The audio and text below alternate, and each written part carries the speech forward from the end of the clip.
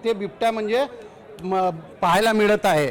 कुठे ना कुठे हे शासन आणि वन विभाग लापरवाह आहे की जेव्हा या परिसरामध्ये मागील 15 दिवसापासून बिबट्या आणि वाघासारखे वन्य प्राणी इथे दिसत आहे आणि शासन आणि वन विभाग कुठे गंभीर नाही आहे। वन विभाग अजून पोहोचलेला नाही अशी माहिती स्थानिकांनी दिली आहे। मात्र वन विभागाचे काही कर्मचारी जे आहेत ते सर्चिंग करत आहे, बिबट्या आहे का याचा शोध घेण्याचं काम सुरू आहे। काही बिबट्या दिसतोय का? बिबट्या मॉर्निंगमध्ये स्पॉट झाला होता, आता तर काही शक्यता नाही, पण आमची टीम ऑलरेडी इथे आलेली आहे।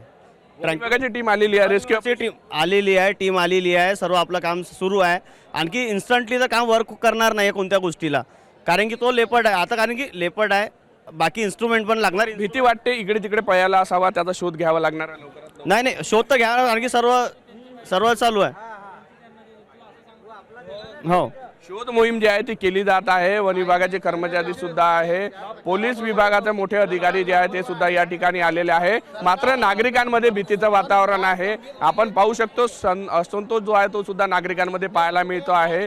राग आहे की गेल्या 15 दिवसापासून या भागामध्ये होता, मात्र झाले खरं तर अधिवेशन सुरू आहे। बिबट्याच्या संदर्भात अनेक घोषणा मोठमोठ्या होत आहे आणि असं असताना वन विभागाचे कर्मचारी जे आहे ते अधिवेशनामध्ये व्यस्त आहे, त्यामुळे कुठेतरी याकडे दुर्लक्ष होतं का हा सुद्धा प्रश्न आहे। अशा अनेक बाबी ज्या आपल्याला इथं पाहायला मिळतात, मात्र नागरिकांमध्ये सध्या रोष आहे हे सुद्धा आपल्याला पाहायला मिळत आहे। काय सांगा?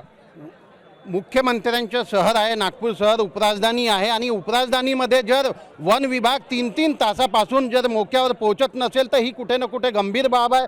15 दिवसापासून या परिसरामध्ये जेव्हा बिबट्या दिसत आहे तर वन विभागाने आता जे आहे 3 जागेवर ह्या परिसरामध्ये बिबट्या स्पॉट झाला। परवाचीच घटना आहे का बाजूला स्पॉट झाला। आता एवढ्या सतर्कतेमध्ये जेव्हा येऊन झाला का पुरा ह्या परिसरामध्ये बिबट्या आहे, तर वन विभागाचं काम कसं पाहिजे होतं आज